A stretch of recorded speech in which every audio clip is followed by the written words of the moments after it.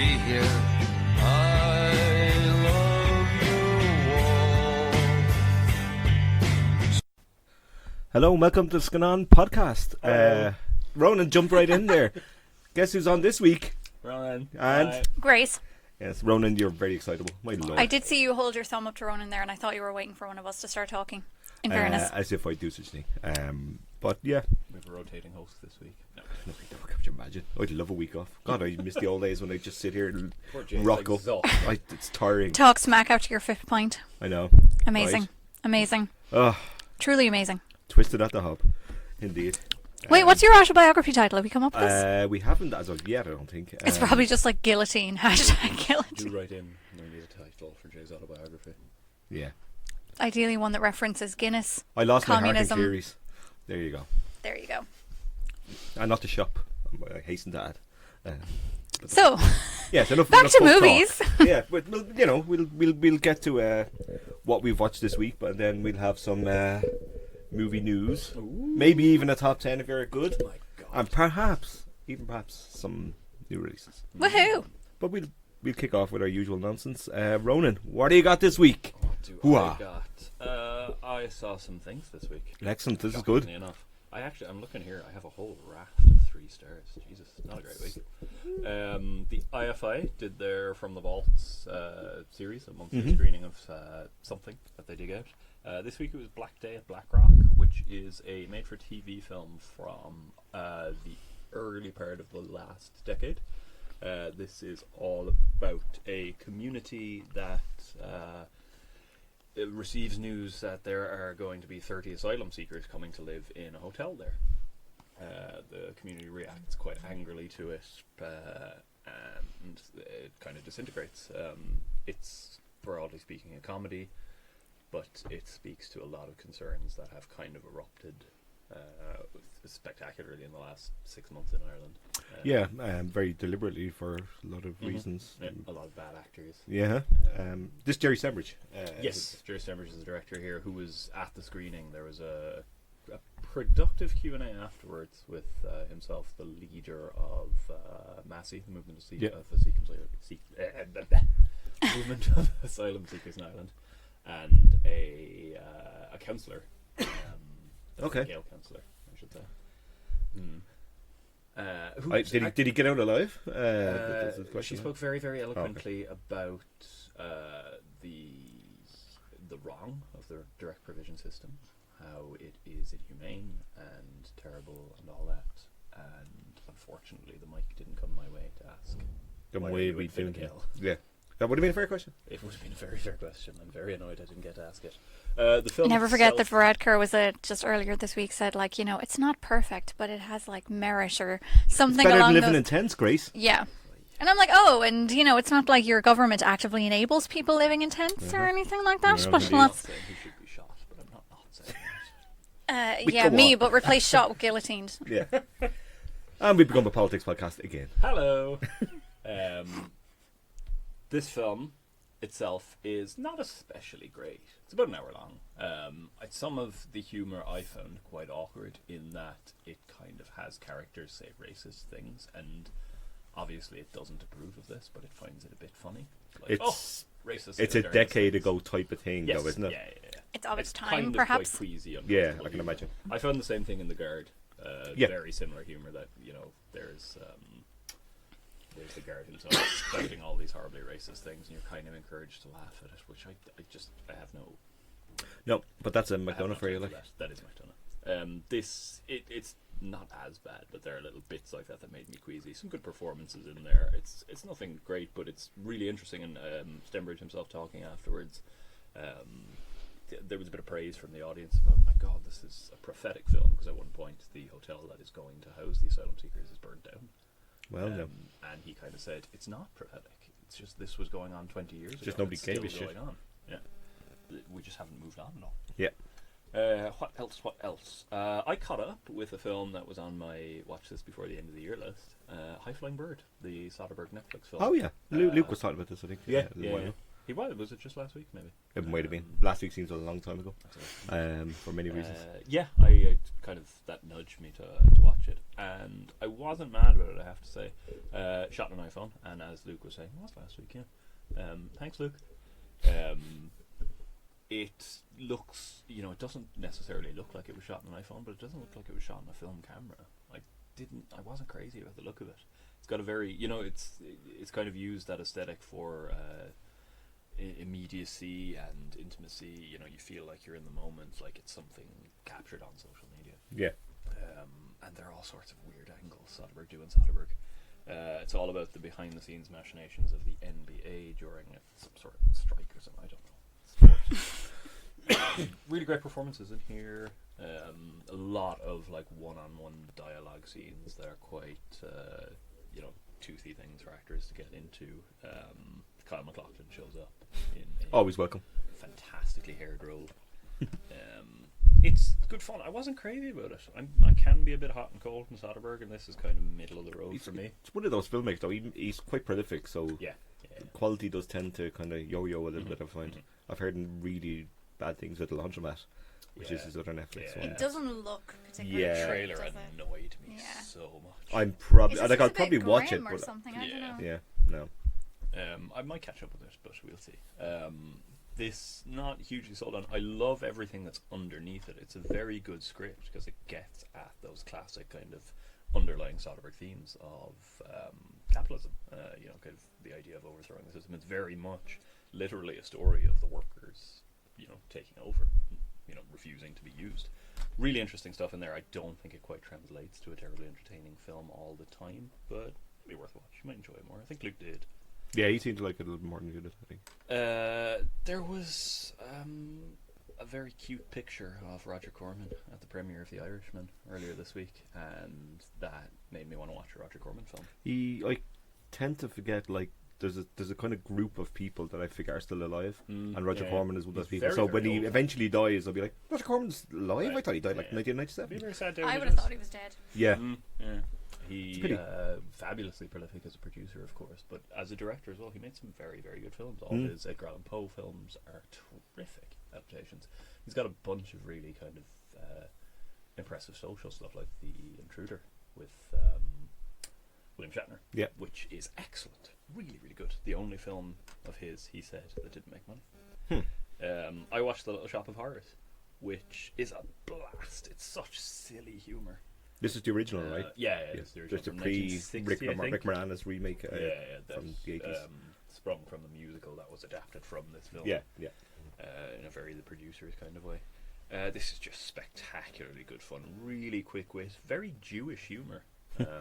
There's a character in it who is Jewish, and it takes a lot of cues from that kind of classic, the kind of humour that Woody Allen co-opted a lot of the time as well. That quick wit. It's absolutely great fun. Really fucking hokey. It's got a talking plant that comes to life and has to be fed people to keep going. Sounds And like it my just- kind of plant. Yeah. It looks Just round up Fine Gael and Feed in into they the go. plant. In you go, Leo. I'm not Ours saying Franker first. should be shot. I'm saying he should be fed to a plant. Yes. It was a blast. I had really good fun with this. It's nonsense, but yeah, laughed loads. A bit of nonsense Loads is and okay. loads. But nonsense is good for you. And then I had an accidental double bill of my beloved Anne Bancroft because The Graduate came on TV and I couldn't not sit down and watch it. Graduate is, by my count, one of the 27 greatest films ever made. I say that because I've given 5 stars. I've only given 27 films 5 stars. Only 27. Only 27? The whole 5-star system, when you take half stars into account, I think you only ever need 8. Roger Ebert had it right. He had a 4-star scale and he'd have his half stars as well. I think you only need 8 because 8, they're sort of 8 general levels of quality. I almost never hand out half a star or 5 stars because I don't know. It's weird. Doesn't I'm make sense. intrigued now. I'm going to see how many. You also five-star told me about ones I some have. weird scale before that broke my 27 brain. point system. Yeah, that That's, broke my brain. From Neil Young, the freelance critic who That- writes regularly for You, the Hollywood you, Reporter. you broke me. I still can't. I still don't understand I it. had a previous career as setting the odds in horse racing. Yes, I know he does that now and again with yeah, Oscar yeah, predictions yeah, and stuff like that. Very, very interested in numbers. Yeah, the 27 points. Yeah, I think it's brilliant. It breaks But my face. I can't 27 is understand. too many. You It don't is. need 27. I like a 5-star system. I got to be honest. It's nice, but I only. And I like ever a 4.5 use- star. I only ever do 8. 'Cause I'll give something 4.5 star. Like, I've given nothing this year 5 star. Like, about 3 films in the decade I've given 5 star because. So what are you saying know, then? Are setting you aside- saying that if you give something 4 stars or 4.5 stars, it's essentially the same as giving me a 5 star? Kind of, yeah. Like, Okay. something will only get a 5 star maybe on a 3rd watch. And I'm like, this is brilliant. The Graduate got 5 stars about 3 years ago on my 5th watch or something. So I was like, yeah, this Quite is, miserly. I am. I Yeah. absolutely am. I have 60 movies on Letterboxd that have 5 stars. 16. 60. 60. But some of them are TV shows. Why are they on Letterboxd? Grace. Oh, this is a whole Grace. other I'm debate. sorry. That'll be a podcast extra where we debate No, right. the adding of TV to Letterboxd, Yep. which And, infuriates me. you know, flicking through them, I feel uncomfortable to stand over most of these. What about the TV stuff though?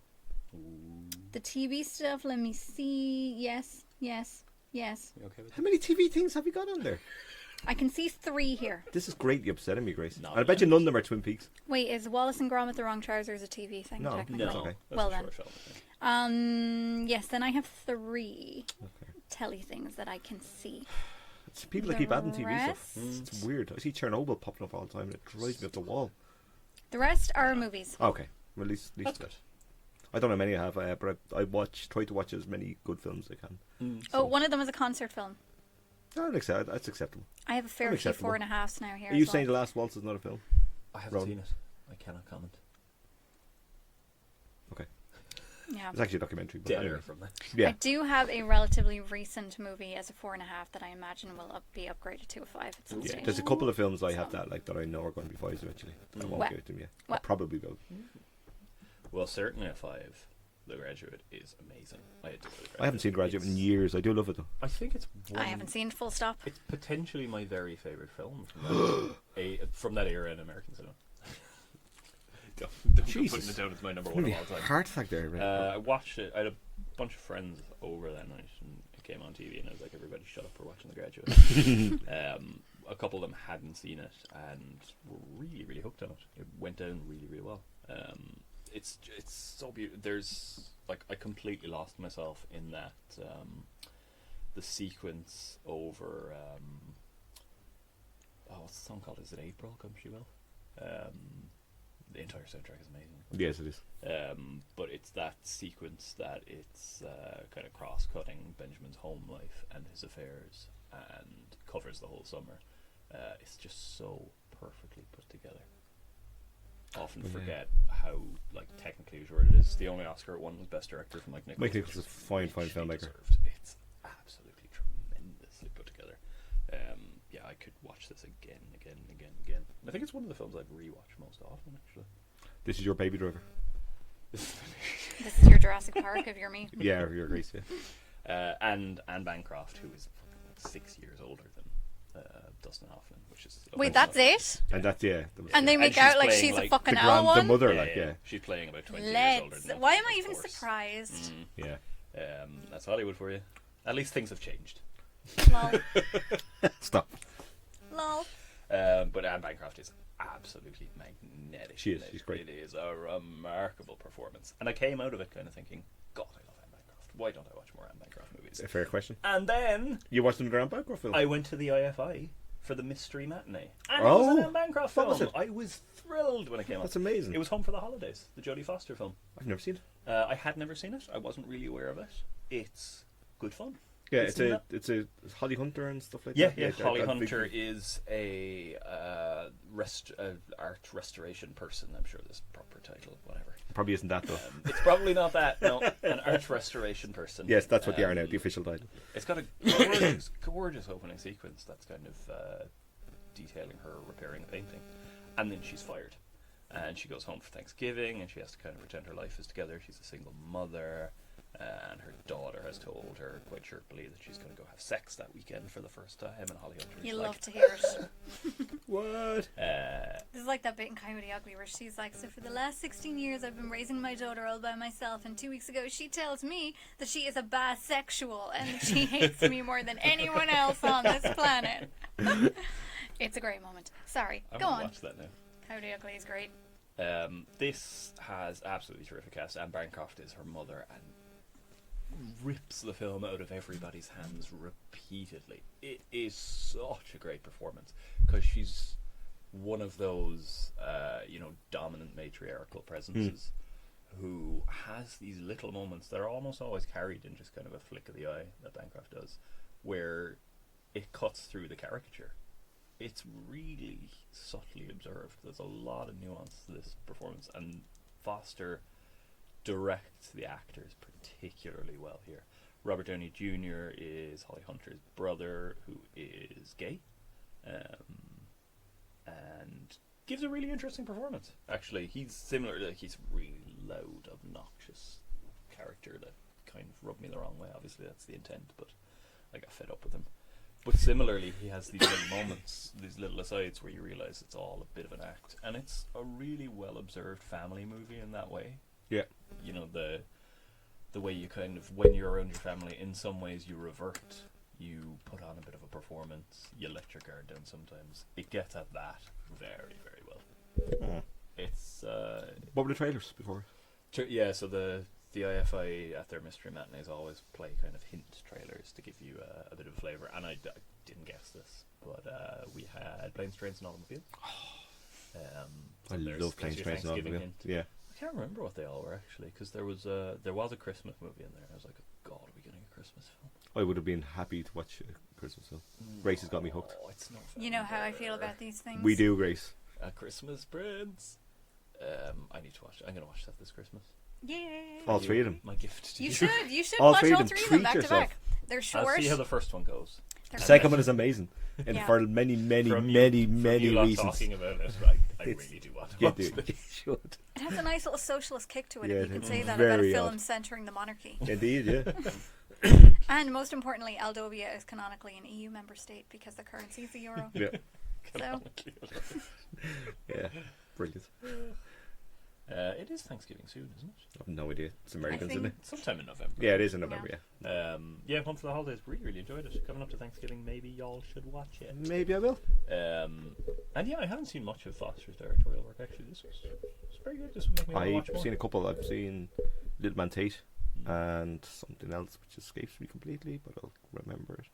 Maybe it's Home for the Holidays. I can't remember. It's been years. I don't think she's made that in a while. Though. The as Beaver a director. couple of years back. Yeah, That was yeah. coming Stop, back Mel. really well. Stop. Yeah. And the last thing I had was End of Desire, which is a French film from the late 50s. This is interesting because it's kind of very old-fashioned, and it put me in mind this is probably the kind of thing that Goddard and Truffaut and all of them were giving out about, that they were like, oh, these Let's kind of react films the reaction from that. that have been plugging up our cinemas for years that we must overthrow, because they both premiered their debuts 2-3 years after this. It's based on a novel by Guy de Maupassant, I think. I have no idea if I said that right. it sounded right to me. We'll say you did. It sounded vaguely French. That's all that matters. Yeah, it's the effort. This is kind of weird because it's within the first 10 minutes there's a comely maiden who is sort of swept up by a dashing man who's just clearly a dick. That sounds very Um, French. Yeah. Yeah. They get married and he's such a dick, and he just is a dick to her, and that's about it for Le 2 dick. hours. Lindic, He's indeed. un grand dick to her throughout this film, and it's a bit like... Does she inexplicably remain infatuated with Oh, him of throughout? course, she adores him. He's there having affairs all over the place, and she's like, "Where Vive are la you?" France, huh? Sacre bleu. It is like it's not in any way approving of his dickishness, but I can understand it's the kind of film that they were looking to be like, nah, let's not do those kind of things anymore.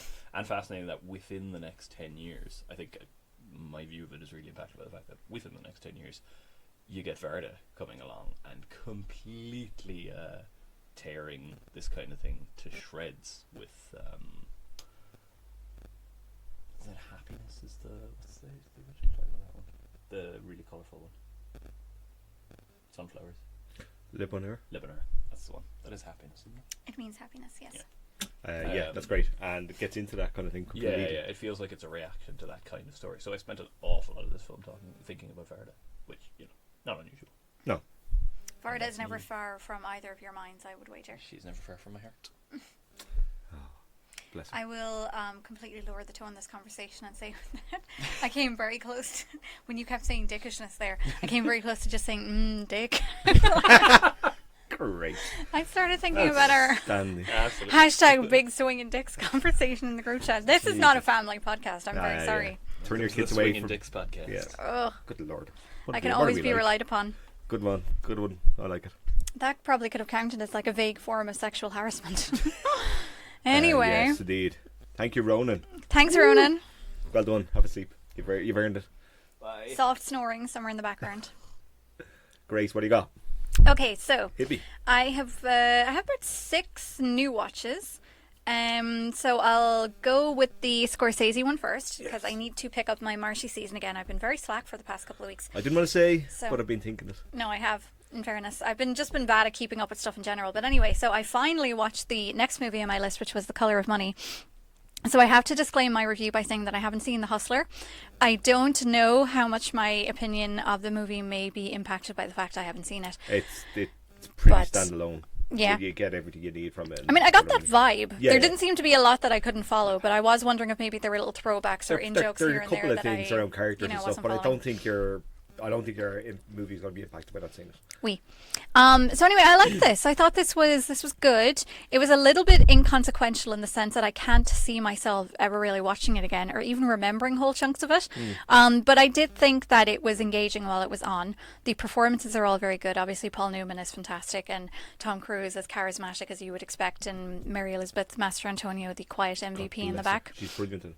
She's amazing and she's like staggeringly beautiful She as is. well. Just insane bless to her. look at. But yeah, I like this. I really, unsurprisingly, I really like the way it was filmed and the way it's realized and put together, and kind of the mix between very sort of steady, sort of contemplative filmmaking and then stuff that's a lot more frenetic when they get into the scenes involving pool. Yeah. Because I suppose if you're not that interested in it does it count as a sport? As an activity? Grey area. Pursuit, whatever you want to call it, Pastime. an activity.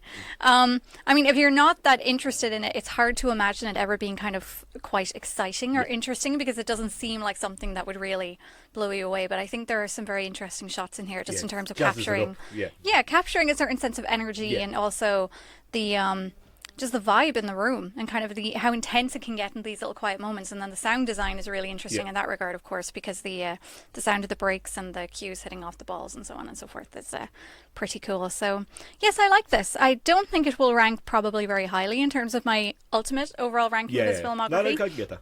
which has nothing to do with the filmmaking, just the story is not one that will stay with you for very long. In the but it's good. Scorsese 80s era, it was a bit of a one for us and one for them thing. Yeah. And this was one for them in the studio kind of. Would it trouble your top 10? Probably not, but that's more to do with the other films than this. I really like it. I've seen it a few I mean, times. it's an enjoyable watch, certainly. is. Like, you know, I'd it's, watch it's anything with Newman easy in to it, look be at. honest. Like, regardless, I do a lot of time. I have a lot of time for it. Forrest Whitaker pulls an absolute stormer of a Oh my cameo gosh, in it, yeah, doesn't he? like a surprise cameo out of he's nowhere. It'd be great for Pointless. He's very good. Great for Pointless. Like, he just comes in and nearly pockets the movie. Like, and Yeah, I feel like there's sorry. an interesting little insight into that whole culture as well that, Yeah. you know, you maybe don't see very often. And John Turturro pops up as well. Oh, so Fine little cast. It's a real. It is. It's a, like it. As Grace says, I think inconsequential is probably fair. It's not done for anything other than. For the Like, sake of it. I mean, he made money back then as well because he did the bad video for Michael Jackson, if I remember correctly. Yeah. He got Richard Price to write it, wrote like Clockers and stuff like that, and like spent like £8 million or whatever. Like, Clockers is good. yeah, Clockers I great. love Clockers. Clockers. Scorsese was the director and dropped out last minute. And Produced Spike it. Lee came in and he's produced it. Yeah. But yeah, so it's kind of in that 80s kind of. He did funny 80s, like there's a lot of kind of odd films alongside. It wasn't until 90 and he got kind of proper money for Goodfellas. Where before that, Yeah. it was all a bit kind of. It's probably an controversial opportunity and for him to weird. try through a few tricks and sort of just Yeah. mess around a bit and so on. And But, obviously that's the last working. temptation of Christ, Jack Grace. My lord, you're in for a treat. That was one of the trailers they showed before Home. for the Was Holidays. it? Yeah, Wow. that seems a bit random. it does. Or is there an obvious connection of dots there that I'm not getting? Is there anybody in the cast or anything? Maybe. And Bancroft played Jesus, didn't you? Yes. Maybe that Who was made it. it fine, Jesus. If only. Should be a great Jesus. It was supposed to be Aidan Quinn actually, and because of the lanes of film, he was contractually obliged to do something else. He got Willem Dafoe. There you Just go. It's great. Last Temptation is terrific. Punches Well, I look forward to it. Really something. Yeah, it really is. So I have that next, Hugo and Taxi Driver, is Yes. that right? Oh, This is gonna Taxi be great. Driver, I'm so excited. I saw it was brilliant, Grace. That's really, Well. really good. We'll see. It's like your a good your Joker. faith gives me faith. It's like a good Joker, Grace. Okay, well, I haven't seen Joker and I don't intend Nor to do ever I. see it, so I'll just watch the You- original. Grace, You you were promised assigned us. to You were watch it. assigned this. We assigned you this film. No, I believe I was assigned Actually, no, the you were. Goldfinch. Yeah, you were actually assigned Joker, Ronan, if I remember correctly. So Grace well I pointed I out. had to go Where are and you? go and see my son with his ridiculous name. What were you assigned, Jay? I'm the presenter. I don't get assigned Jack. I assign. Mm-hmm. I do not get I believe assigned. you were assigned all of If- Fast and Furious. If anybody else that's a wants good point. if anybody else wants to prep the podcast, I'll go to see films. Okay.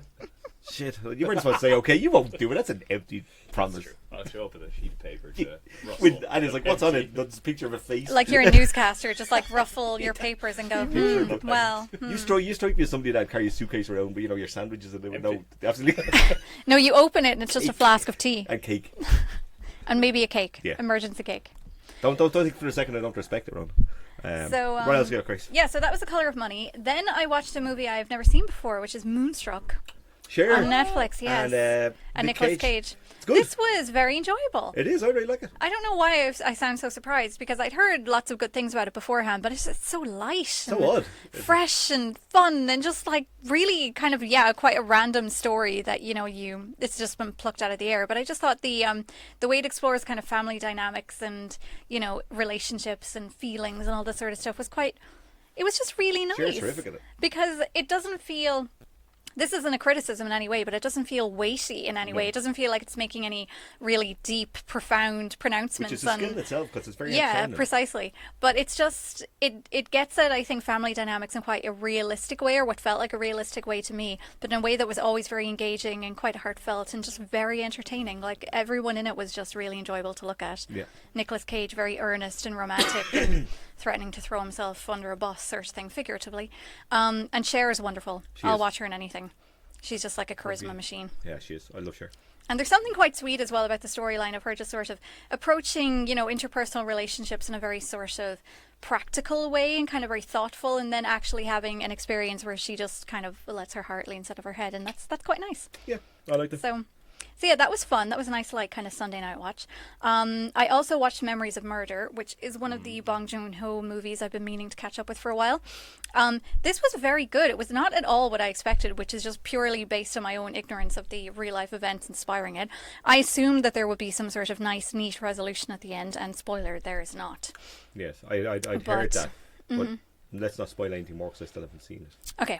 I won't say I'd too heard that much, already, but yeah. I have it on DVD to watch and I've been meaning to watch it for ages. no, it's very good. It has that good kind of, well, I don't think it's unique to him, but it's a very sort of Korean approach to things Yeah. where they treat subjects that are very serious with like very kind of dark moments in one scene and then something that is just like outright buffoonery that you can do nothing but laugh at in the next scene. Like I was saying to the guys earlier, there's at least, if I remember correctly, there's at least like 3 or 4, possibly even more, just outright drop kicks to the chest in this, where, instead of having a nice, straightforward approach to arresting someone, where you would possibly read them their rights and put the handcuffs on, instead you would chase them down a hill or stand them up behind a desk, drop kick them in the chest, and then put the handcuffs on, because why wouldn't you? Why wouldn't you? Great sign of core strength, though. Yeah, that's So, yeah, but there's a nice kind of underlying sort of commentary in this movie in terms of the priorities of the state. So just to give you the storyline, it's based on a real-life series of murders that happened in a small Korean town between, I think it is the late 80s, like maybe around 1986, and the early 90s. I think they have been solved in the sense that there's someone who has confessed to them now, as far as I know. But at the time this movie was made, they had not been solved. So anyway, so the movie doesn't have a clear-cut resolution as such. It just kind of looks at the investigation. But there is this kind of underlying focus on the way the investigation was not necessarily taken as seriously as it should have been. The police force didn't have the resources that they needed to investigate, so things like forensics and various other things were really messed up. And there's quite a pointed suggestion, which seems fair in my point of view, that the government was more obsessed with putting resources into security teams cracking down on protesters about various social issues than putting resources into the police investigation of this. So, yeah, it's quite rough, but it is an interesting take on the subject matter in that it put me in mind of Zodiac, which I suppose Zodiac probably borrowed quite liberally from this. Oh, it absolutely did. Because obviously Zodiac is also about a series of murders that have not been resolved. In fairness to Fincher, I think he's acknowledged it as well. It's not. Oh yeah, like I have a lot of time for Fincher. Yeah, don't and get me he's wrong. not one for stealing in that sense. Like, but he can be influenced quite easily, and he's happy to talk about it as well. You know. I wondered why Zodiac had so many drop kicks. Yeah, and that's a fair point, Ron. Those infamous scenes of Jake Gyllenhaal just leaping over a desk. But no, I think just in terms of the atmosphere, it's quite brooding. Like there's a little bit more levity in this than you would get in something like Zodiac, shall we say. But just in terms of like the level of intensity and how it can take over your life, and the way like as a detective you become so frustrated and you just want to pin it on literally anyone that you sort of start making shit up, and it becomes almost about confirmation bias. But just the way that that's managed, and kind of the shifts in tone, and then the way it depicts some of the crimes themselves without giving any clear indication of who may have done it, I think is handled quite well. And it's just very, very engaging. Like you don't want, even though in the general scheme of things very little actually happens, it's just a lot of detectives sort of bumbling their way through an investigation and arguing with each other about the best way to go forward. It's very absorbing from the moment it starts, and it just really kind of sucks you into that world and kind of the constrictions that they face and or the constraints. I don't know if constriction is a word. Anyway. But yeah, I really liked it. So I'm glad I finally had an opportunity to watch it, because I've been meaning to catch up with it for ages. And then Dr. Sleep is in the top 10, is it? So I will come back to it.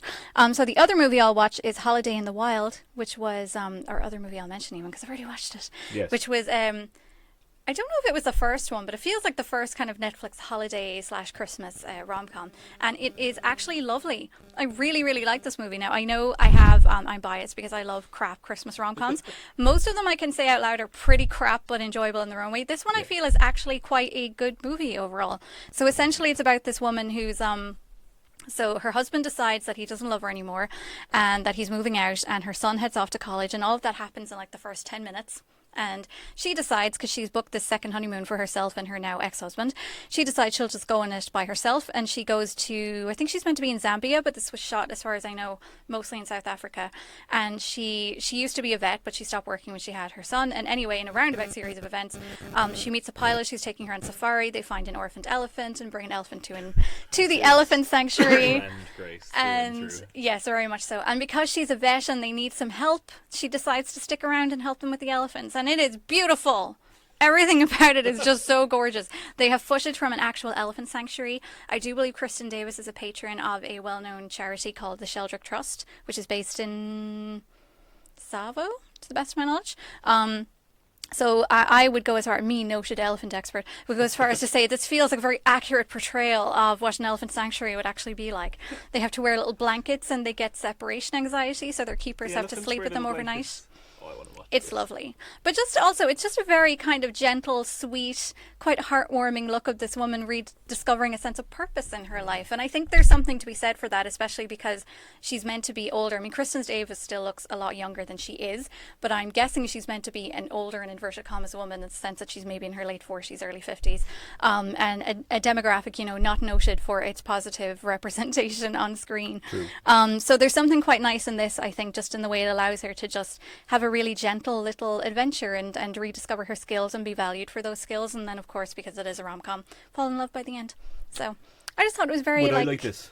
I think you would, if you can suspend your cynicism for long enough. I don't think he can. Can't I?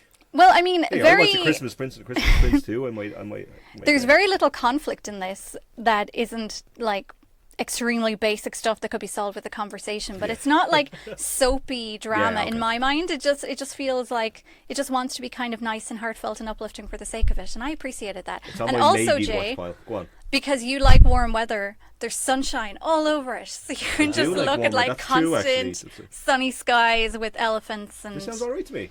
yeah. And Rob Lowe is in it as the aforementioned pilot, so I don't know if your mileage may vary in him. My mother hates him, so she complained about him a lot. But other than that, it was great. And I'll come back to Dr. Sleep later. So that's me. Excellent. Yeah, I've watched a few, so here we go. I watched a film on Netflix called In the Shadow of the Moon, which is Why does that ring a bell? It's a newish one, so it's probably plastered all over your Netflix every time you log in. What's it about? It's a thriller about Oh, wait a minute. Is this about the female serial killer? yes. Yes, and what's his face? Discount Charlie Hunnam running after her. He is, and he's a yellow pack Charlie Hunnam, isn't he? He is. He's not good. Poundland What's Charlie his Hunnam. face? Boyd Holbrook. Boyd Holbrook. Yeah. Who in name I will never remember at any point From unless Narcos. it's in front of me. He is not good. Used to be engaged to Elizabeth Olsen. He what? Yeah. What a jammy See bastard. how Holbrook Used to be. Oh, not so jammy. I have no idea. He's certainly not having Anyway, yes, Holbrook's talent. Yeah, but this guy is, the apple has fallen, not from the tree, it's in a different orchard. He is the cheap Charlie Hunnam. We don't know. Yeah, We he can is say cheap. that out I loud. think that's fair. Jesus. This is kind of a thriller that starts off doing one thing and then becomes a kind of sci-fi thing. and it doesn't at all meld them together.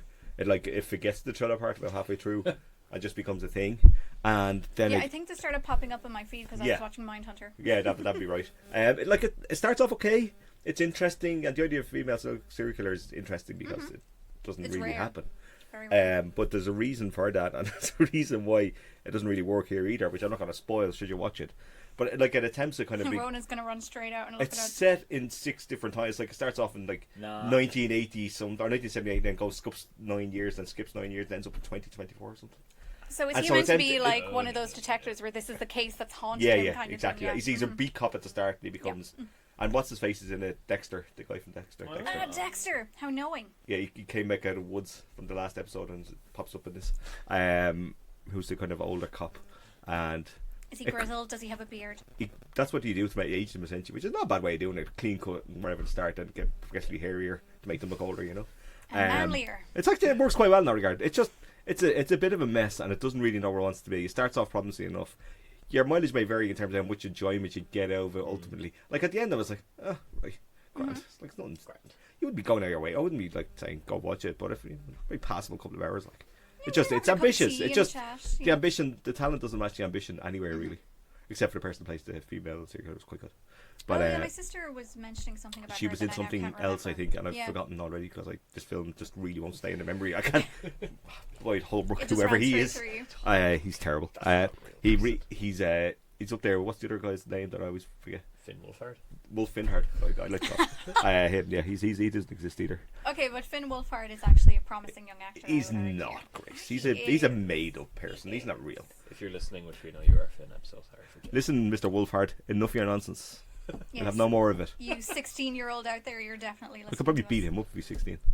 Jay, Can you listen this to on yourself. TikTok? Yeah, No, wherever the kids kids do. are listening. Can't use staplers though. Thank you, Stacey, for that reminder earlier. That's great. That's really upsetting to me. yeah. Staplers are not a complicated thing. Apparently not. Well, you say that, Grace. Good lord.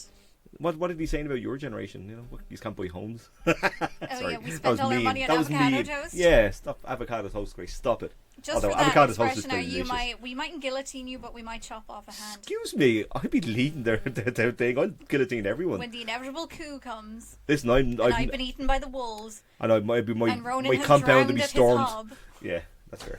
in a tub of like pasta sauce or something. What a way to go. He died as he lived, cooking very drunk.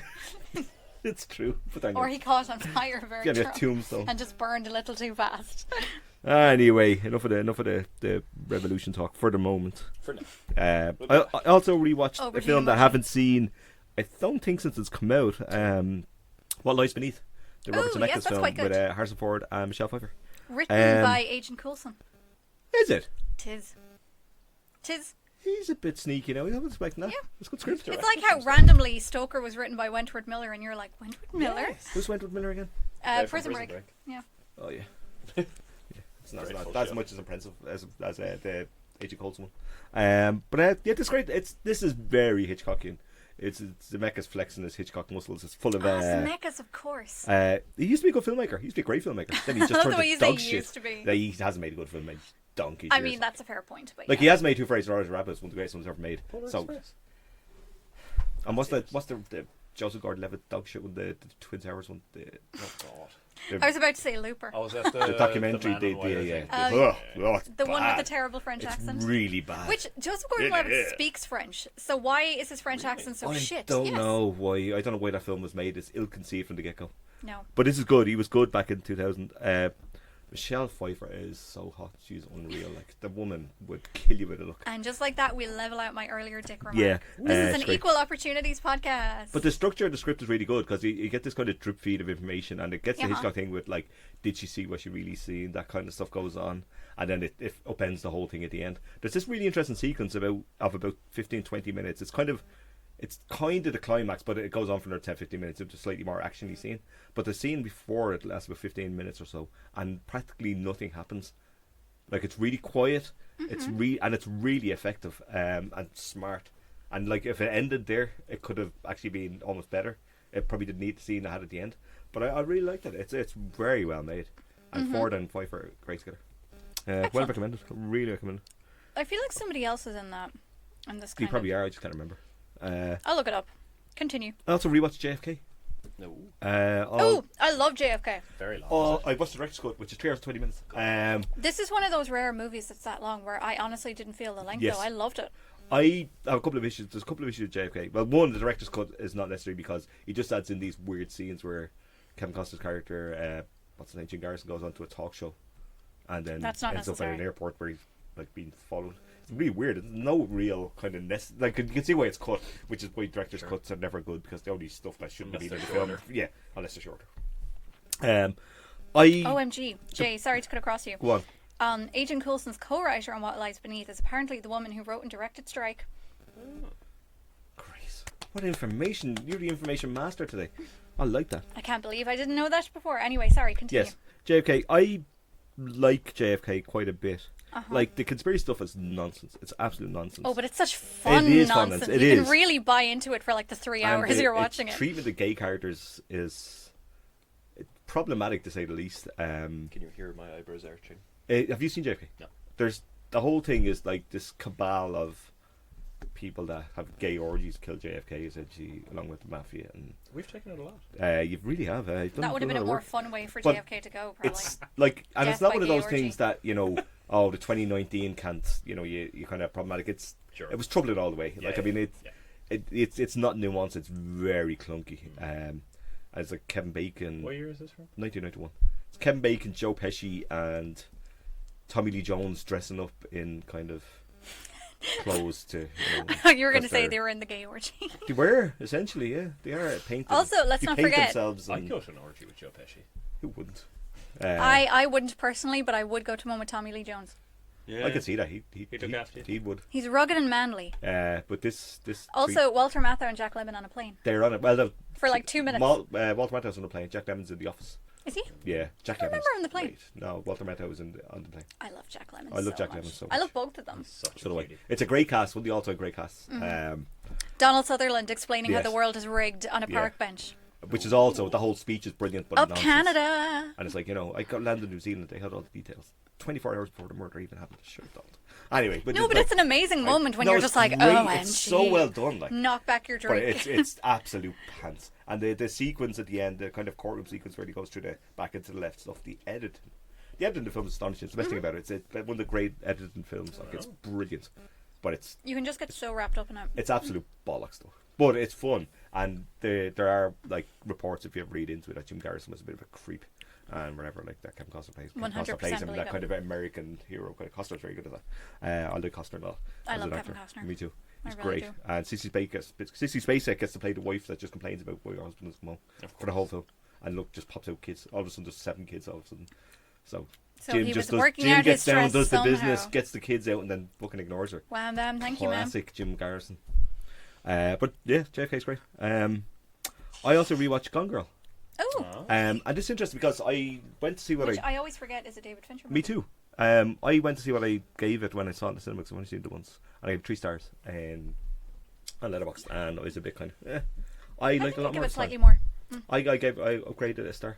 I really Good man. liked it. It's It's very good. It's I a, really the kind of think it is a really really cynical and brutal view of marriage, and the screenplay by Flynn is delicious. Like it's really delicious. It's great. It's pulpy. It's lurid. When the kind of whole sequence where she Rosamund Pike, who should have won the Oscar, takes over the story and the voiceover is the writing drips off the screen. She delivers it so well in the kind of voiceover. It's great. I might need to read it. It's one of the great voiceover films in the way that, you know, the way I was playing about people use voiceover, like, do you think they're Scorsese and they can't do it? Fincher knows exactly what he's doing and knows how to deliver it and when to deliver it because he's a proper filmmaker. He is. It's really good. I had a lot of fun with it. I think Fincher has the fortune of being able to say that the very first movie he ever made was the most rubbish he can ever possibly I'd still be. go to Bat for Alien 3, but I take your Like, absolute point. the I do, I only like way it. he I could have really gone like it. from It's the that second is best up. Alien film. There you go. So we're not reopening that No. wound. Yeah. All I'm saying is that it's unlikely he'll ever make anything that shit again. So. Well, yeah, I mean, he kind of admits himself that He's grown up. it was a trial by fire. Like. I'm sure some would argue he didn't technically direct it given the level of interference. But Well, anyway, indeed, continue. Yeah. But Gone Girl is great. is. I find with Fincher's films though they do reward rewatches. Generally speaking, I like a lot of it. Like some of it, I don't really like Benjamin Button. I don't ever see myself revisiting it. I saw it when it came out. Yes. I couldn't watch Aside it from again. that, It's Everything else competent I've and watched. bland. I have found Yeah. that Is the actually best way I could I describe it. revisited Panic Room a few years back. Panic Room's and great fun. It brought a lot to it. coming Didn't back it? to Because I thought it was just a pure knockoff Yeah. nonsense piece. Yeah, yeah. But you can see how influential it was in thrillers as well that came after it. I thought it could have. astonishing shots. Yeah, there where are the some camera through great the camera. keyhole Yeah, of yeah. four And Baby floors. Case 2 I'm what? in Panic Room. Baby Yes. Case 2. Baby Kirsten Stewart. And it has those joint credit sequences in Streets, you know, which has been Fantastic. taken by everyone since, and every TV show and every movie that's been made the last decade has been used. Yeah. Like he's a really good filmmaker. Like even I even when maintain he's stuff Zodiac that- as his masterpiece. So do we, I completely agree. But he's made like I even like Girl Dragon Tattoo. I think it's a dog shit book, right? It is. I and the same like the problem- book. I mean, it's trashy. It is It's trashy. readable. But the problems the book has, the film has, because The it film couldn't- isn't very couldn't bridge good, I it. don't think. I actually disagree. I really like it. And I think I it's just couldn't get into it. And I like Emily Marr. I think she's great. I don't really like Daniel Craig. That might have had something to do with it. Yeah, I can see that. It's a squishy head. He has a squishy head. I think he's a bit overrated. He has a squishy head. Don't know if Ronan, that's you a know it. controversial film. I think opinion. he's overrated as well. I'm not sure if he's rated. Who rates him? A lot of people love Daniel Craig, people like somewhat balls. inexplicably. Because he can drink whiskey and. He's not even an whatever interesting people do. but He's anyway, not even no, a good anyway. Bond. Chris That's Brosnan's a best conversation Bond, as I had. everybody knows. Years. Best Bond there's ever was and ever will be. I will go to bat for Timothy Dalton, but I like Dalton as well. He'd be probably my second. I like Pierce Brosnan. I yes. like Brosnan a lot. And what else? Two more quickly. I Yes. watched I Think We're Alone Now, which is a Reed Morano film who directed the Handmaid's Tale. I kind of co-created Yes, the quite first season possibly. of it. Yeah, she's an interesting filmmaker. This is, I think it's for Netflix, or else Netflix bought it. Anyway, it's on. I think it's on every Netflix like around the world. This is Peter Dinklage and Elle Fanning. Elle Fanning. That's the one I always mix up the Fannings. This kind of end of the world apocalypse story, which you've seen probably a lot. Yeah. These kind of stories. And it promises quite a bit. The two leads are really good together. There's some really interesting ideas, some really nice shots in it. And then, like all these films, like you have that first hour of kind of quiet contemplation and, you know, kind of talking about the end of the world and people and all that. And then it has to do the other thing, because there has to be a dramatic arc for the last whatever. And your enjoyment of this film is whether you go with that or not go with that. And it doesn't really work, unfortunately. Final act is extremely generic. Like you literally telegraph it point. It was like it's like what's that screenplay program that you can almost, you know, delivers a screenplay for you. You know, is it something the cat or something? You know the one. It's some screenplay program that people follow. Like Save the Cat. or Yeah, something, that's is that exactly. what It's one. It has one of these kind of at the end, and it's kind of Screenplay like by numbers. yeah, algorithm kind of created kind of to hit the points that it has to behind. And it's a pity because it's a really nice score. Just the ideas are good, and it just kind of wastes a really good potential. Pity. Not awful, but it promises a lot more than it delivered. I once pressed play on this on Netflix, and then not 5 seconds later decided I was watching something else. So, That's that. so I've never gone back to it. I literally just have like the bit at No. the start where the Netflix thing comes up, and then I was like, wait, no, I'll watch something else. It's not bad. It's like Yeah. it's okay. I don't get some word. Speaking of okay and not really very good, my last one is The Frozen Ground. Oh. Oh, Yes. Is this That's John Cusack terrible. and Yes. Vanessa Hudgens? And John Cusack and Nicolas Cage. Oh, The it's dreadful. very two actors that have just given up, pretty much put them in the same film. They've had very strange, like, similar career path. Where Yeah. they're just John wound Cusack up will in do dog anything. shit He'll do all anything the now. He time. must have This alimony issues or is something, like Nick Cage or tax issues. That's what he end up. awful. There's nothing good in this. It's This is why very Vanessa just makes generic. crappy The only Christmas thing I movies now. kind of liked about it is that this is the first time I've seen Cusack and Cage kind of move off autopilot for the first time in a decade, probably. They seem at least interested and engaged in the material and the idea. And now, for a film that's based on a true story, it's painfully generic. So you really must have flattened it out to get it into this format, because it does nothing that you haven't seen a million times. Oui. Like I've already forgotten it, and it seems like it's dog shit. But you know, if you like Cage, and who doesn't? And I used to like John Cusack, but he hasn't done a thing in years. But yeah, no, just no. But yeah, that's me. I am done. I Super. reviewed it back in the day. Oh, 50 Cent is in it. Yes, 50 who plays a pimp. 50 Cent miscast as himself yet again. It sounds somewhat What is it with problematic. him ending up in films that pair formerly great actors? Because he's in that awful De Niro Pacino one as well. Righteous Killer, one Oh, else. Righteous Killer. Dreadful. Remember Jim Sheridan made Get Rich or Die Trying? It's the weirdest. Somebody should write an article, and that's a perfect an Irish angle onto something like that. I'm gonna write that article. I'm gonna watch it and write it. Jim, what are you doing? Just stop giving Jim Sheridan money. That's what I've said. That's the title of Jay's autobiography. Yeah, yeah. Anyway, let's get some film news. You ready? Hit me. Hit us. Yeah. Screen Producers Ireland gave a statement about RTE today. Oh yes. And how they need to change. And they welcome the announcement that RTE need to change. However, the concerns of specifics, which it is, if you've seen the RTE statement, it's very grand, broad gestures without any real thing except for selling shit. The RTE has made an absolute pig's ear of this because they have not got any. Like, you think going forward a change would be welcome, but everything they say seems to be has annoyed everyone. Yeah. Because the things they've taken away and the things they're getting rid of. I mean, their digital stations they're sending off for closing. Like, they never even paid the people that work on them. Like, they don't even pay DJs. Like, a friend of mine used to DJ on the Pulse. It does just seem like they're doubling down on all the stuff that doesn't work.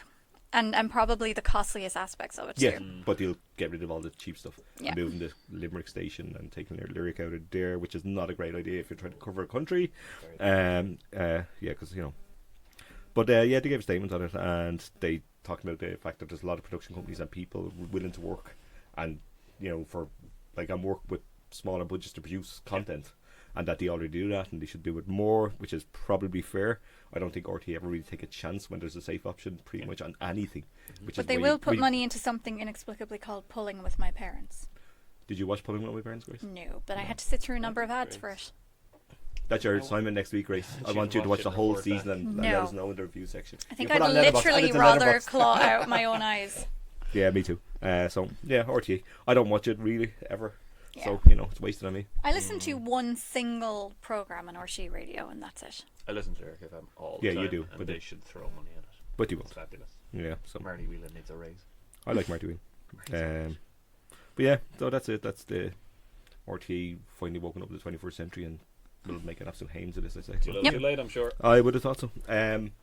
Hattrick Productions announced that they appointed Louise Gallagher as a new script executive producer in Belfast. She made Bump Along the Way, I think. Fair play. Still in cinemas. And yeah, it is. Still haven't seen it.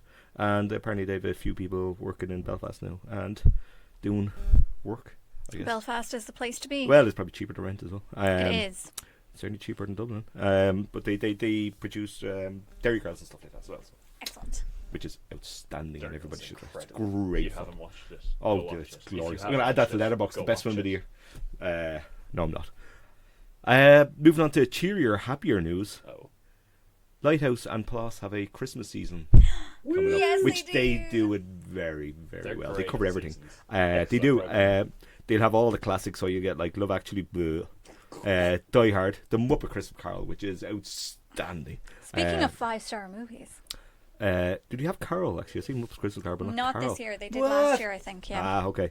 Gremlins. Yes, the Elf is there. I hate Elf. So I don't like Elf. understand how that reputation that film Really gets. don't It's like not good.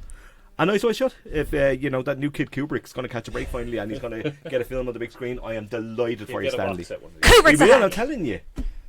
Kubrick. Oh. Sorry. Who said that? Yeah, What somebody- uneducated heathen came in here and shouted that into the Film mic? Twitters just tweeted that, Grace, you're banned. You're cancelled. Yeah. So yeah, take that. And their festive party on December 7th is a Home Alone party, Yay. which does sound like fun. Kevin! And so on. That I do like Home Alone, actually. Speaking I of think it's Joe really... Pesci. Speaking of Joe Pesci. And they have Meet Me in St. Louis, which I got a I've quiz never question seen. on, if you remember Did, correctly, from a did. screenshot. I haven't seen it in a long time, but I'm tempted to go and I'm see going it. to go see that. I think The Also I'm of It's a gonna see Wonderful Life, which is the best Christmas film ever made by miles. it. I will not be watching it. You really because think I watch so? it every year in Triskel. Floods of tears every time I watch it. love It's that film. glorious. I mean, the Muppet Christmas Carol is right there. Both of them are great, but It's Wonderful Life is one of the greatest films ever Adore made. It's Wonderful. That is on Mammy Duffy's very long and distinguished, extremely overrated list. She doesn't like You it want to at get her all. on the podcast to defend that? She likes to groan, roll her eyes, and say that fucking Jimmy Stewart fella. Who's that? Heathen. Has she seen him reading the poem about his dog? Probably not. Stop. She needs to see that. Do you know what else they have as well? They have Nightmare Before Christmas with sing-along screenings, if you're that way inclined. But Nightmare Before Christmas I'm is a not either. Halloween movie. That bothers Yeah. me. It's a Yeah, Christmas yeah. film as well. It's called The Nightmare Before Christmas. Yes, but it's a Halloween movie. They live in Halloween Town. Also, I believe they're showing Miracle on 34th Street, which I hope is the Amara Wilson one. I don't know. Doesn't say. They also shown Doug Lyman's Go, which is a Yeah, new that's edition for of the it. hipsters. I saw that when it came out in the cinema in the 1950s or whenever it came out, 20 years ago. When Uh, Ronan and I were in nappies. Yes, I saw it in the cinema. Go, it was fun. It's good, yeah. Yeah, it is, yeah. As I recall, I watched it well over 10 years ago. I quite like Lyman as a filmmaker. He's all over the shop, but when he Yeah. pulls it together, he's very, very good. So, yeah, the Born Identity is brilliant. And better than all the Paul Greengrass films put together. I don't like Paul Greengrass at all. No, ooh, shake the camera so we can't see who's fighting. Fuck off, Paul Greengrass. Brilliant. Someone's been playing too much Call of Duty. Yeah. The i5 done something interesting, actually. They've stolen a Criterion idea, essentially. They have Lenny Abramson curating a playlist of favourite material to the i5 player. And did a thing, so he's picked out I didn't certain realise things. that. Yeah. How many quite Kubricks are on there? There's no Kubricks on the i5 player, Grace, because it's lots of shorts, ads, particular selections. Indeed. They don't put films on it, like, because why would anybody want to see films? What's he gone for? He's gone for, I will tell you now. Full list includes Tiernan McBride's Christmas Morning, a lyrical film commissioned by the Department of Foreign Affairs to commemorate the centenary of the birth of W.B. Yeats. No, my. Tudor style from Northern Irish filmmaker Roy Spence's short documentary, the privately owned Tudor cinema built and run by Spence and his twin brother Noel. Desmond Egan's In Wicklow Hills, which sees two vegan daughters take a stroll down the country lane in Wicklow. A Horgan Brothers animation from the 1910s. And a short film focusing on the residents of Dublin's Gloucester Street, filmed by Padre Jack Delaney in the 1930s. Intriguing. The problem, I don't think it's a really good idea, but I think the problem you're going to get if this is a continuing thing is how much material is there in actuality. Like, I mean, it had like actual films in the archive on it. You could actually do some, then maybe release box sets and maybe be able to bloody see them. Maybe But you know, so that people can see Maeve. the best. The best. Oh my. Anyway, but yeah, it's a good idea. I like the idea of it. Whether it works or not. Something Ronan brought to my attention today, because I did not know this, What have I done? was the Derek Jarman protest season in Imma. Yeah. And also the i5 are shown some of the films in December. After a very, very, very lengthy legal battle, this is the first time that a lot of Jarman's painting material will be shown. Yes. And in fact, it's the largest exhibition ever done of his work, and it's remarkable that we're getting it in Dublin. I'm absolutely thrilled. I'm going to go to it. It starts next week and it runs till excited for February. it's going to be there for a next long year. time. So I'm going to go to get I'm it. gonna I go might get early road. I and can walk. hopefully go a few times. And then go to the Raldum. Yeah. I'm very, very excited for the IFI season, which has yet to be announced. Will be in December. The last I had heard, it's likely they're going to have all of his films. I've only seen a couple way back in the day. Yeah, I When Channel haven't seen 4 that used to many. show them quite a long time ago. I adore Sebastian because it is so. I haven't seen that one, steamy. and it's I the s- steamiest gay film. Really? God. No, fog up my Oh. glasses. You might cross your legs, Jay. Woo! Steady. Yeah, because there's a lot of he's quite influential in terms of like Swinton, Joanna Hogg, all that Yeah, kind of stuff. absolutely. But hopefully not souvenir bad, but who knows? Who knows? You should I'm really rate looking forward to it. each of those on the big swing and dick scale. I will. There are plenty of big swinging discs. I have 3 no aubergines, doubt. 4 aubergines. It's a 4 aubergine film. This is 4 aubergines and 1 broccoli. The 27 aubergine scale. Yeah, I've seen The Garden, I think, and I have seen Blue, which is quite. I'm blue. I've not seen Blue actually. Blue is quite mad in the sense that it's not really anything except it's kind of everything. It's weird, Yeah. strange. But I've yeah, actually I've seen a bunch of German stuff, but I've read more of his books than I've seen films, and he's absolutely remarkable. I've seen some of the art stuff around, like online rather than actual, because it's not anywhere. But I didn't really know much beyond that. I would not own like books or anything, for Yeah. example. But yeah, really interesting. So that sounds great. Starting next week in I'm running until February, and then IFI And in I December. believe Imma has a lot of his short films they'll be showing. Oh, okay. That sounds interesting, Speak of actually. it anon, I'm sure. No doubt. Okay, excellent. That is the movie news. Who wants some top 10 Love festivities? What is that? At number 10, because of the West Brits, it's Downton Abbey, hopefully for the last week. I This don't know, says lads. Get out already. 2.9 million, so I'll likely go over 3 million before the end of its run. Bo, Probably. you Jesus seen it yet, Christ. I have not. Ronan, you should take that Do before you it like runs out. Gosford Park? Yeah, I think I do. Okay. I think I haven't seen it long enough to really be sure of my. Yeah. I think I've seen it when it came out. I That's like it. it a lot. But That's I'm Altman. sure Is that's more Altman. So, Altman yeah, than of course it Fellows. is. Very much so. Fellows is like, oh, it's one of those, isn't it? English, isn't it? Bless them. Number 9 is the preposterously sounding, but I kind of want to see a countdown. The one about the app that you download that tells you how long you have to live. That sounds It ridiculous. sounds like, I yeah. haven't heard about this. Grace, you're on. Next week, I want you at. It's a countdown to countdown. It's a Is film there where anyone interesting in this? I have no idea. We talked about it a couple weeks ago. I've forgotten already. I think it looks pretty generic, but looks like it could be fun, and if you're in the right mood, Okay. it piqued your interest. You won't go see The Irishman, but you'll go and see this. The Irishman is on Netflix, which means in my head No. I've already paid for it, which means I'll just wait for it to rock up on Netflix rather than paying to see it I'll in buy you a cinema. ticket. Okay. Okay, there you Thanks, go. Jay. That's my commitment to the Scorsese season. This Will is you buy me a ticket? I will Little not. Marty fangirl. You stop that now. Tickets for everybody. Yeah, no. It's worth chancing your arm, Rona. Yeah, can only ask. Will you buy me a ticket for Countdown? I might. Will you go? Nah. No. I'd give it away. You would. You're a good man like that. You're like the Robin Hood of Free movie to podcasts. one lucky winner. At number 8, Zombieland Double Tap, the sequel to a film nobody cared about. But Anthony has made 300,000. Did anyone I thought Zombieland is fine, but like, did it really need a sequel a decade later? Yeah. Is there a replacement Bill Murray cameo? I'm sure they've got something like that. Bit of fan Matt Damon. It's service. always Matt Damon, isn't it? Matt Damon. He turns up in everything. He's in not the Martian. Most of the one he turns up on the plane. Oh, it was Interstellar, was it? He turns up on the planet. Interstellar. He turns up in a body That's bag. a really bad film. Interstellar is terrible. Dog shit. Darren, I'm sorry if you're listening. I don't know if you still listen. No It's dog movie. shit. No movie about space travel should get boring when they go into space. You telling me? What? And I will Murphy's be Law. Shut the fuck up.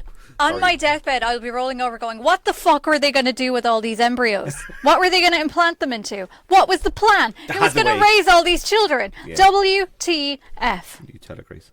Anyway, let's move on. Has Chris Nolan ever even heard of a badge? Sorry. Move along. That's the title of your biography, Grace. Has Chris Nolan heard of a badge? Hack. While I'm on a roll. At 7, Grace, you ready? Yes. Why is it called Stephen King's Doctor Sleep? He didn't make it. Is there a non-Stephen Michael- King Doctor Sleep? Mike Flanagan made it. Yes, Anyway, he did. Mike Flanagan, Steve King. Mike Flanagan's Stephen King's a Doctor Stephen King, Sleep. Mike Flanagan joint. Doctor Almost Sleep. by Sapphire. Stop. Oh, I can't take this. It's too much for me. Oh, I've had a moment. This is out this week. It's 134,000. It's in the top 10. 153 minutes long. I probably won't go to see it, but Grace, you saw it. Yes, You took one for the team here. I did. I went to see it the other night with my friend who is a boy. Ooh. Yes. I'm Well, telling. You're Sorry, telling? that's- How dare you, Jay? Sorry, I am not a grass. I want to point that out. I am not a rat on anyone. I would probably rat on the right people, but that's I'd the wear a difference word to between avoid you prison. and me. I'd wear a word to avoid prison. Well, there you I'd go. roll over on anyone, family, friends, anyone to avoid prison. Well, then why did you just a minute ago say that you wouldn't rat on No, anyone? I wouldn't rat in general, but I'm saying if I was trying to prison, these are all going down. Like, Are you aware now? no. The distortion would be terrible. It would. It would just be crunching Yeah, and chewing in the background. Yeah. I'm not going to prison, I don't think.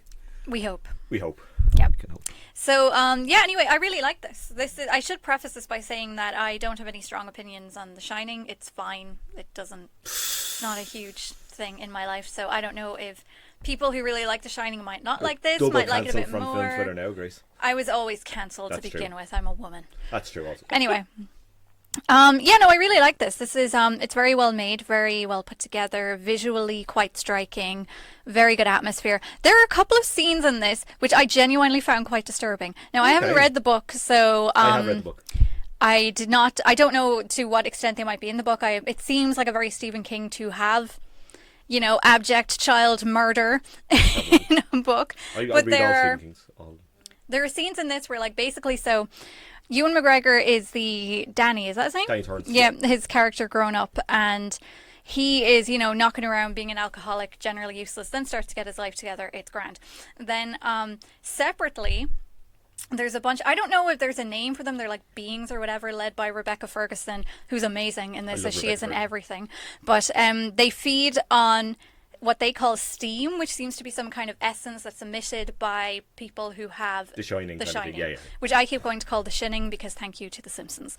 So anyway, essentially, Rebecca Ferguson and her gang like to track down people like this. If they're particularly powerful, they'll sort of convert them to their little cult thing that they've got going on, which also includes Lurch from the Addams Family. Always good to see him. Don't know his real name. I'm a bad person. Anyway, or they just sort of absorb said steam, but the steam is what they call steam anyway. It's purified by pain, so they like to slowly stab children to death, and then Asher, who doesn't? Yeah. It's anyway, what I'm saying is that if you are a parent of small children or of a delicate disposition, go see parts of this may Throw you out, like. bother you. Niall may not see this. I suspect. Yes. But it is very good. I think it's very well put together. And I mean, I really like Mike Flanagan anyway. I've yet to see something of his that I haven't liked. I'm kind There's of stuff that I similar. love. like his stuff. I love Hush and I love The Haunting of Hill House. Hush is okay. Did he make Gerald's Game? Yes. Yeah, I did like that. And that's a tricky Stephen King novel to adapt. Considering it's essentially set in one room for the 90%. I think he has... You'd get a kick out of Gerald's Game. I must try it. It's fun. But I think he's good with that. I think he's think good he at is. using locations and settings very I agree. well. I think and he's a better filmmaker. He's given credit. oh, Technically, absolutely. He's very good at And he has a good feel for horror in the sense of making it very atmospheric and involving without having the my least favorite aspect, which is the third act exposition dump. Yeah. So this trundles along very well for about 2 hours. In no small part due to Rebecca Ferguson, who's fabulous and just the most watchable person ever. I almost wish the whole movie was about her. Although I will say that the casting in this is very good. Ewan McGregor is the only prominent white male part. A lot of the supporting cast, who are all equally good, are played by people of colour, including Cliff Curtis, who plays... the Scatman Crothers role from The Shining. No, I don't think so. He's No, isn't there a flashback thing? Is there? No, there is another actor playing that part, but no, he plays basically because Ewan McGregor's character is an alcoholic, and among other things, when it starts, he's kind of a guy who gives him a job and brings him to AA and helps him sort of clean up his act. The home, isn't there? Or something? Yeah, but I cannot remember his name for some reason. Anyway, he's very good in it. I really like him anyway. He pops up in things here and there, and he's very watchable. And is it? I'm not entirely certain whether it's Zane or Zan McLarnon, who's like he plays like the right hand man, I suppose, of Rebecca Ferguson's character. Okay. Also excellent. So yeah, just the cast are very enjoyable, very good to look at. The wee girl who plays the lead, I suppose, the other lead besides Ewan McGregor, is excellent. I don't think she's been in anything before either, which makes her all the more impressive. My only quibble is that it is quite long, which would not have bothered me, except the last maybe half hour or so is really like the retracing of the Shining, essentially, where they go back to the hotel. And I mean, narratively, in a way, it does make sense, and thematically, in terms of giving closure to Ewan McGregor's character and what he experienced as a child, I can see why it's there. I do feel like it went on for a little bit too long, but it's a very minor complaint, because for the most part, I did really like this, and I think it's very worth seeing. If you can deal with the runtime. Yeah. Maybe go a little bit earlier in the evening, and bring snacks. Before he got off. Yeah. Oh, but yeah, it's good. Maybe. Maybe on it.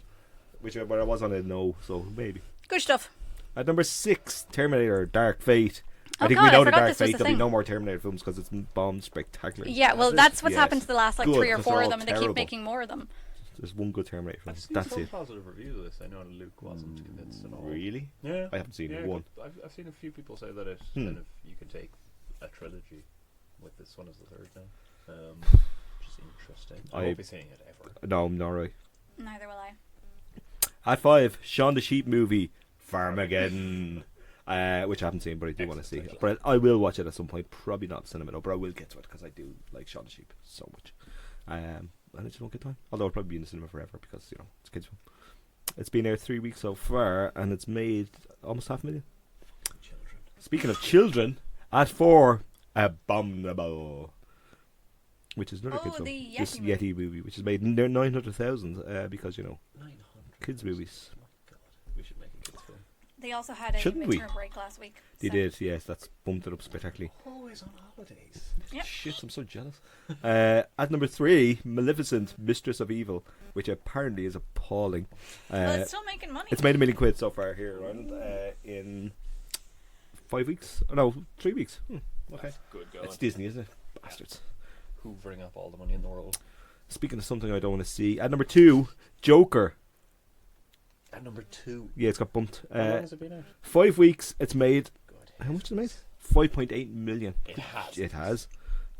Do you ever it's- just want like That's diarrhea? too much money. I'm not going That's to see how it. I feel about Will I that. see it eventually at some point? I don't know. I doubt it. I'm not a Todd Phillips fan, so I don't. You won't. If somebody ties me to a chair and puts it on in front of me and staples my eyes open, I might watch it. Consider that December's podcast. We'll make that happen. Roman. I mean, you could just watch it online for free, given it's made 5.8 billion and doesn't need any more money, clearly. So. Alright. Yes, that's true. We're not advocating you do. We're advocating you don't watch it at all. In fairness, like A fair point. It so might yeah, be a masterpiece. it's not. I feel very comfortable saying it's not. Yeah, so no. The day Todd Phillips makes a masterpiece was the day I quit Martin everything. Scorsese changes his opinion on Marvel. Way! Don't even. Poor Marty. I love you, Marty. We all love Marty. God bless Oh, him. Uncle Mary. I think Martin Scorsese's mother had a small part in Moonstruck. I knew there was something here. Catherine I saw the Scorsese? name Catherine Scorsese in the She's credits, and I was amazing. like, Fabulous. oh, hello. She's So I think amazing. she briefly came into a shop and bought bread or something. Are you going to make the pasta sauce from the film? I am. I'm I really need to excited watch about the this. film and then make it. It's on YouTube, I think. Uh, Did I say it was I on did. YouTube before? Did I say that to you? not clear. What's it called again? Italian American. I'll send it on to you. I have it. I got you. Post me the DVD. Yes, I'll be able to post you the DVD. That costs a lot of money. At 1, speaking of midterm break, the Addams Family, the animation. 2 weeks, it's made over £1 million, so it's doing very well. Which I'm not sure whether that's good or bad. Like, I'm not suspecting they thought they were going to make a fortune, but it's pretty solid. Like. Animated movies always seem to make money here. This though, one's an in odd one though fairness. because like who is this for? Like, do you know what I mean? Who does anybody do kids like Addams Family? Is that a thing? But it's probably like I mean, parents dragging them Yeah, along going, probably. oh, I love this But one. it seems to be It's okay. huge." But animation kind of right does make fortune. So I saw a little bit of Adam's Family Values during the week. That's good fun. Really good It's fun. excellent. I'd have to I love rewatch those both two of them. movies when I I was little. used to love them, but I haven't seen them in years. Yeah. Oh, the second one definitely stands up. In fact, I would argue in ways it's ahead of its time. Oh, Oh. Like the first one is also great, but I think the second one really leans into the sense of just madcap Yeah. fun, which is great. They probably got the freedom to do it after the first one was Also has successful. I Joan would thought. Cusack, so Gosh, she's a god. I love Joan Cusack. My She's- beloved Angelina. Yes. Angelica. She's I so want great. you dead and I want Oh, your money. switch Or me that off. infamous scene where Morticia is just like, all of this I could forgive, but really, Debbie, pastels? She's like, get out of my house! That's glorious. Glorious. Right. Box office top 10 done. Yay. Let's get on to the new release. We're in the home straight now, Ron. We're almost there. There's only 45 new releases to get Poor through, and then we'll be hungover on the way Ronan. home. There's not. I Yes. suppose we'll start with I guess, the big new release of the week. Ba, ba, ba, ba, ba. Speaking of Marty, The Irishman. Oh, Lear Marty, Lundy. bless him. Yes, this is getting a release from the 8th tomorrow. Who is the Irishman with the title? Is it Robert De Niro? Yes. Yeah. Right. You give him digital blue eyes. Nah. We have discussed many times on this podcast, I think, how terrified we are of the whole de-aging thing. Yes, I which was breaking was it, to be talked quite honest about with you. For ages in advance, there was all sorts of word from people who worked on the film that it looked dodge and it wasn't great. And I've barely thought about it. I've thought about the film a lot since I saw it, but I have not thought about the de-aging. No, 'cause I it's, think it's it works not a big for the part most of part. Well, No. I mean, it is. It- to but it- make but it technically. 5 minutes after you see it, it's kind of completely gone. different. Like, it's kind of, it is what it is. And in fairness to Scorsese, we perhaps should have trusted him a little more. We really should. Because I was talking about the idea of like getting younger actors to play the thing, and because of the way the film is, Mhm. I'm not sure you could have. I'm not sure it would have worked quite as well Yeah. because of the story that's being told I and the think way so. it's being I think told. Absolutely, yeah. I think like you'll have probably heard of it anyway. It's based on a Charles Brandt book. I hear you paid houses, which was his serious interviews with Frank Sheeran before he died, where apparently he said he killed Jimmy Hoffa and various other people over the years, and that was his.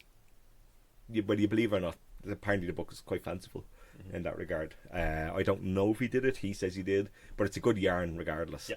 And what Scorsese Ultimately, does, it then doesn't really matter. no, it doesn't. And what Scorsese's really getting at here is that kind of sweep of American history, because it kind of takes over a lot. Like Yeah. there's like Kennedy decades or so assassination to gets in there somewhere, and there's various little things like that about kind of American history. De And Niro fighting in the Korean War. I think yeah, it was. and then there's like No, it's World War II, sorry. business kind of dealings in the context of the shift into corporations, which Scorsese is obsessed with. You can see that even in like something like Casino, where where mob money becomes business money, and which is the worst thing, and where does money come from, and where do these people go when you stop filming? I guess is the kind of thing. And Scorsese talking, and this is kind of it is a kind of about his own mortality and his own career, and a summation of things he has dealt with for a long time. Very much an old man's film. Yes, this kind of film you couldn't make when you're Yeah. 40. Yeah. You'd have to be, and I think it's in some ways it's the final word on a gangster film in a lot of I ways. think so. Yeah, I'm not sure. If he went back I'm not sure how I'm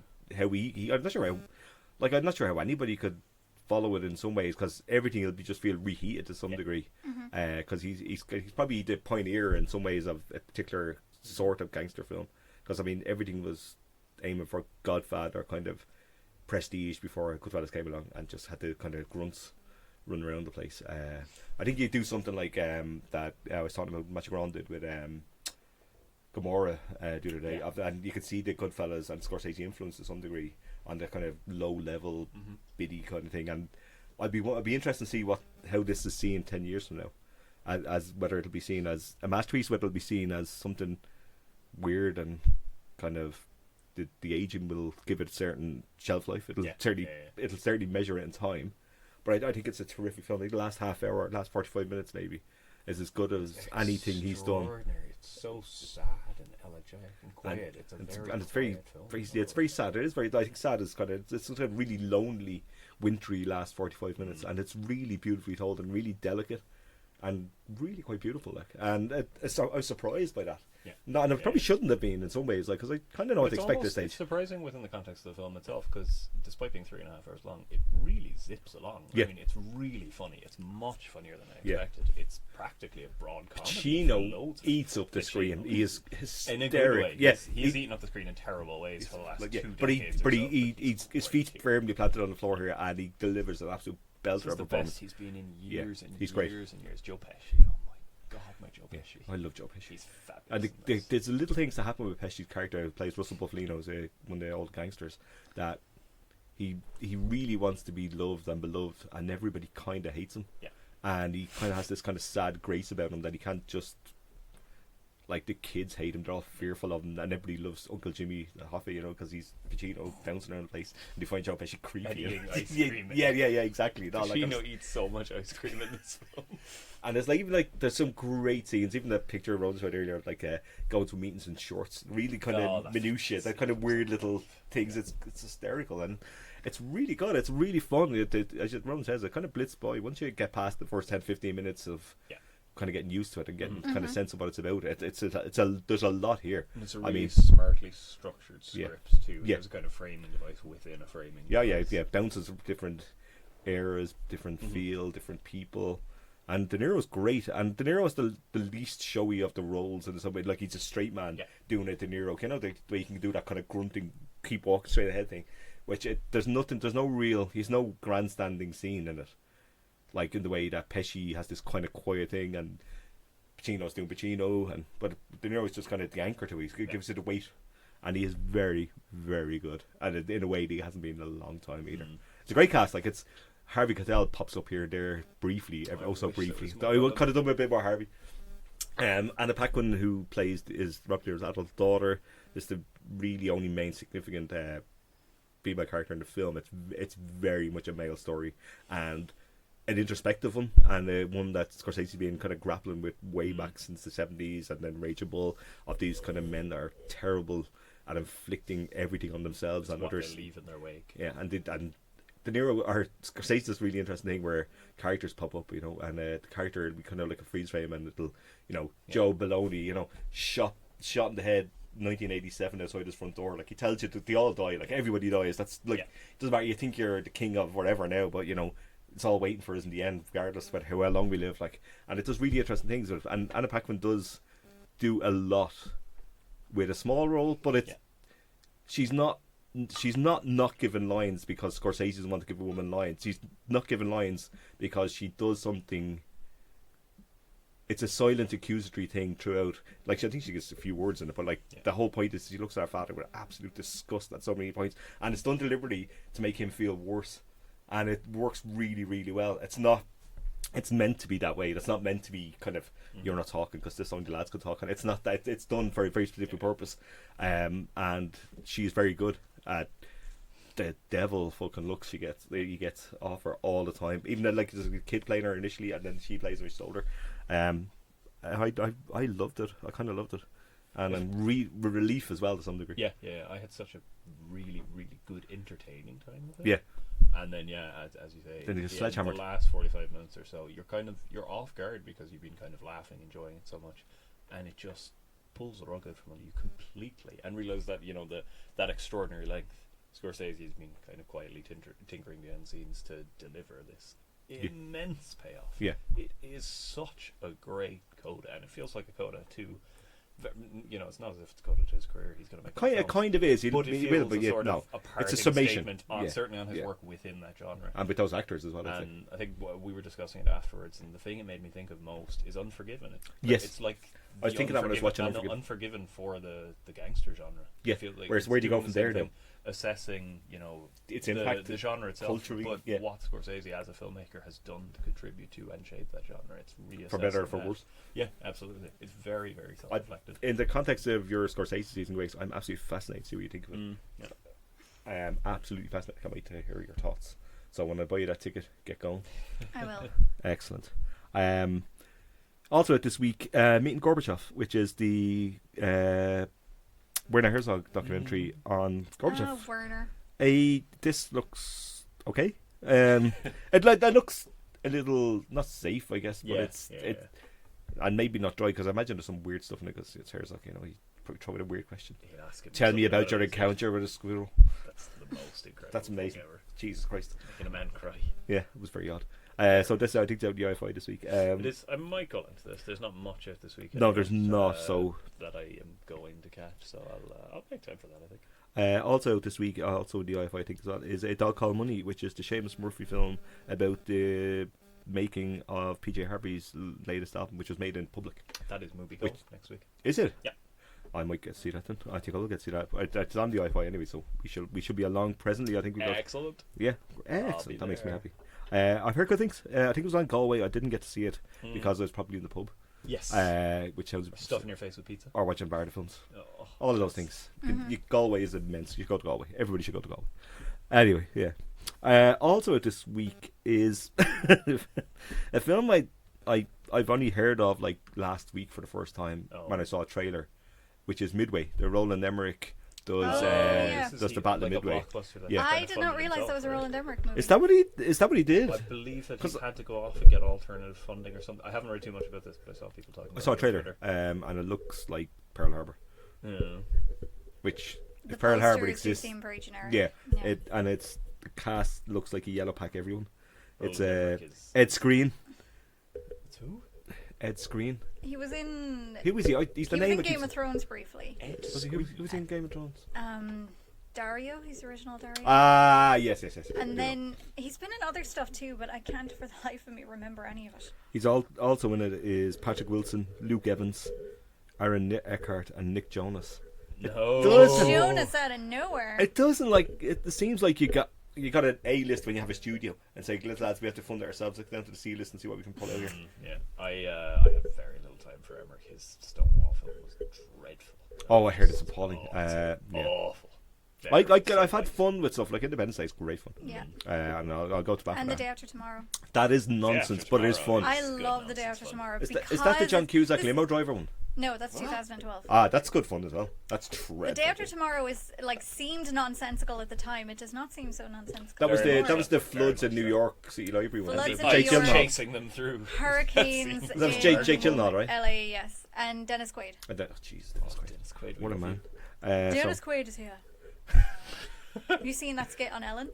No. Where she Is Ellen not basically cancelled, she puts no, this was ages ago now. Oh, This is okay. probably from 2005 or something. Jesus, but okay. she put in he's wearing an earpiece and he goes into a coffee shop and he has to say whatever she says to him. Okay. So she says say Dennis Quaid is here. So he walks into the shop and he literally bellows, Dennis Quaid is here. I almost like that. It's wanna the see funniest this. thing.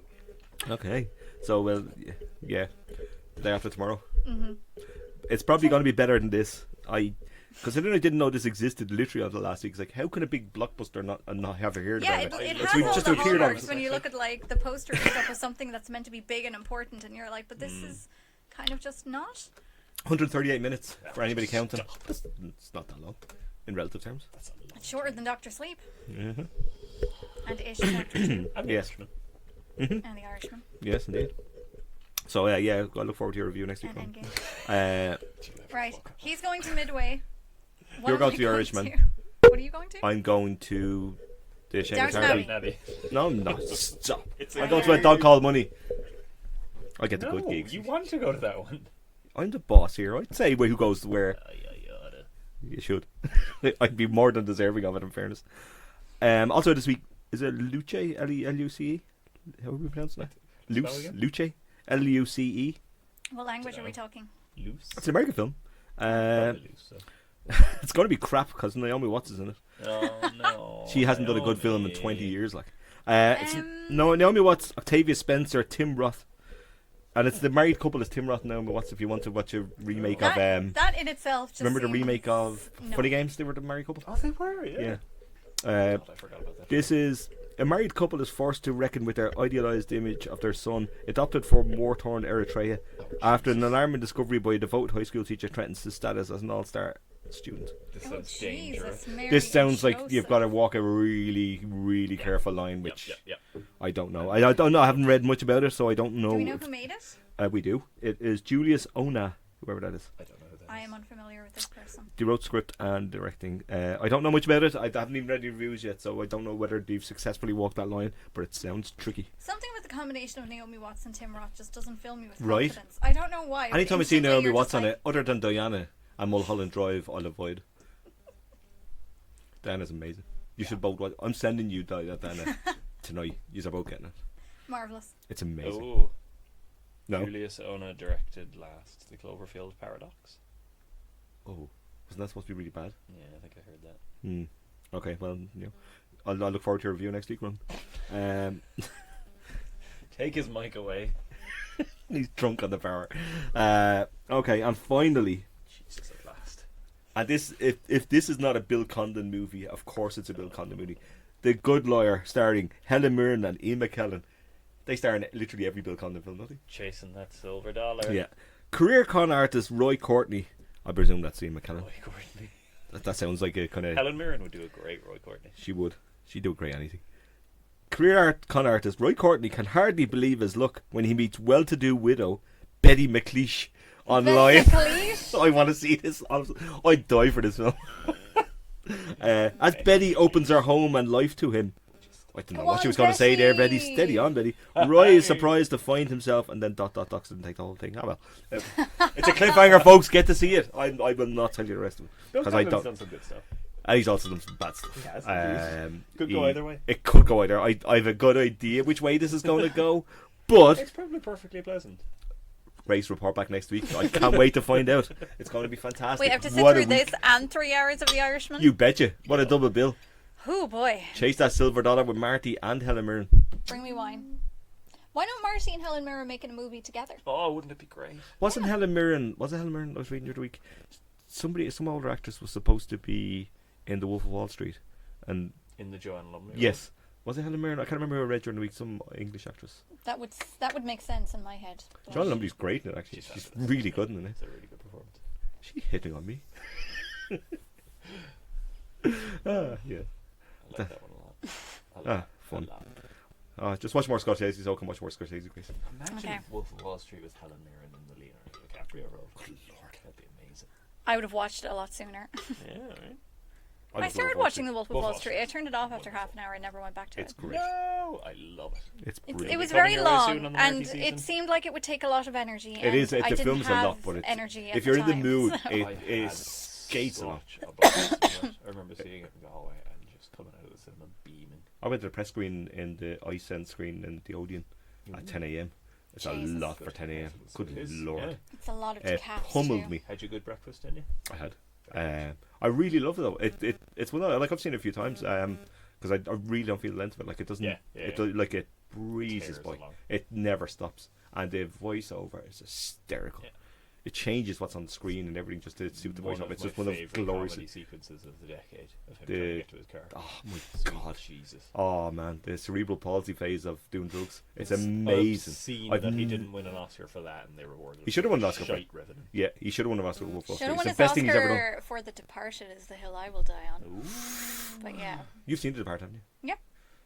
I like The Departed a lot. I've cooled on it significantly. I over think the that years. is the last time I've actually liked decaps in something. Ever since then, it's just been a race to the bottom. Wolf of Wall Street, he is He's great, sensational. Wolf of Wall Street. It's the best thing he's ever done. We'll It's the see. best thing he's ever done. We'll see. You will see it, Grace. I'll be sinking on the Titanic. You won't be waving seeing it that this flag. week because you'll be watching all the films I've assigned you. But when you get And to it Once Upon eventually, a Time in Hollywood. I'm Once Upon a So Time you in can see Hollywood another twice. decap. Okay, well, you won't see me next week because I will have smothered myself. So Ah, we hardly knew you. Right, that's it. Go home, go away, go do wherever you need to do. Get out into the air. I'm to Big bed. swinging dicks. Thanks, Grace. Pleasure as In always. your weekly feast of swinging dicks. And badges. There was a badge in there. There as well. was a badge? What a world. What a Equal world. opportunities, like We I are. said. We are. There's Later. nothing can stop us. Bye. Bye bye.